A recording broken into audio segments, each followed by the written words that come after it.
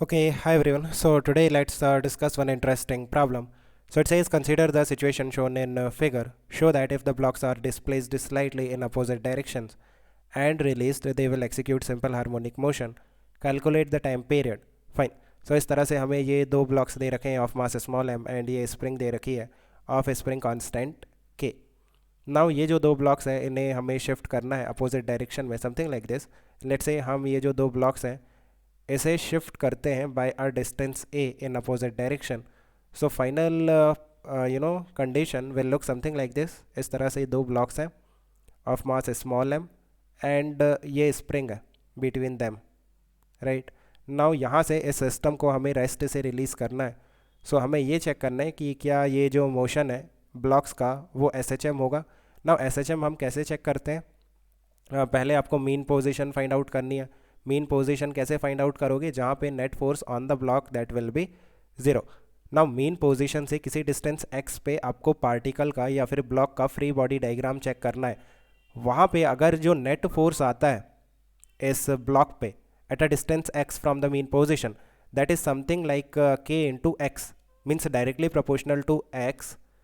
And ये जो force आएगा this will be restoring force. Restoring force means direction of the force will be directly towards the mean position.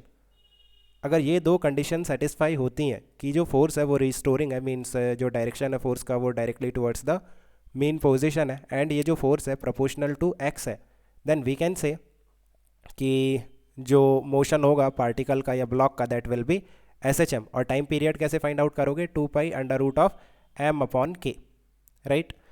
So let's see अभी क्या करना है. Mean position जैसे हम ये फर्स्ट वाले ब्लॉक का मोशन स्टडी करते हैं देन इसका मीन पोजीशन यहीं पर होगा बिकॉज इस पोजीशन पे net force on this block is zero. आप देखो स्प्रिंग अपनी नेचुरल लेंथ में, सो स्प्रिंग से कोई फोर्स नहीं लगेगा. फर्दर जो एम जी है वो नॉर्मल डायरेक्शन से बैलेंस हो जाएगा वर्टिकल डायरेक्शन में. वर्टिकल डायरेक्शन में फोर्सेस दिखाने की ज़रूरत नहीं है. Normal direction will always balance weight of the block, right. So हम सिर्फ हॉरिजॉन्टल डायरेक्शन में फोर्सेस की बात करेंगे.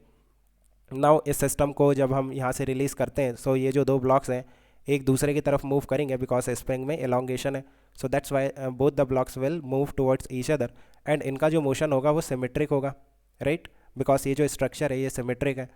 सो लेट्स से किसी डिस्टेंस x पे, अगर मीन पोजीशन से किसी डिस्टेंस x पे हम इस पार्टिकल का या इस ब्लॉक का फ्री बॉडी डायग्राम ड्रॉ करते हैं देन ये जो सिस्टम है कुछ इस तरह से दिखेगा. ये जो मोशन है ये सिमेट्रिक है.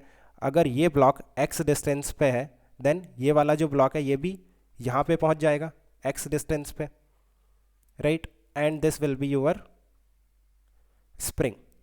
नाउ इस पे अगर हम नेट फोर्स चेक करेंगे देन स्प्रिंग फोर्स लगेगा कितना? k into elongation in the spring. कितना इलोंगेशन है? ये x है और यहाँ पे भी x है. सो कितना इलोंगेशन हो गया? 2x.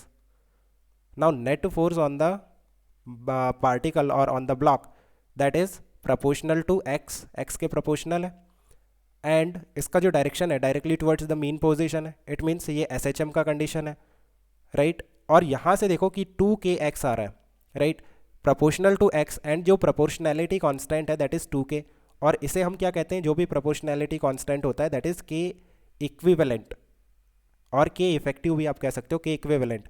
So time period will be 2 pi under root of m upon k equivalent and k equivalent will be 2k. That is proportionality constant. x के साथ जो भी मल्टीप्लाई में होगा that will be your k effective. So I think you have understood. Let me know if you still have any confusion. We can discuss further. Okay, guys, keep working hard. Best of luck. Bye.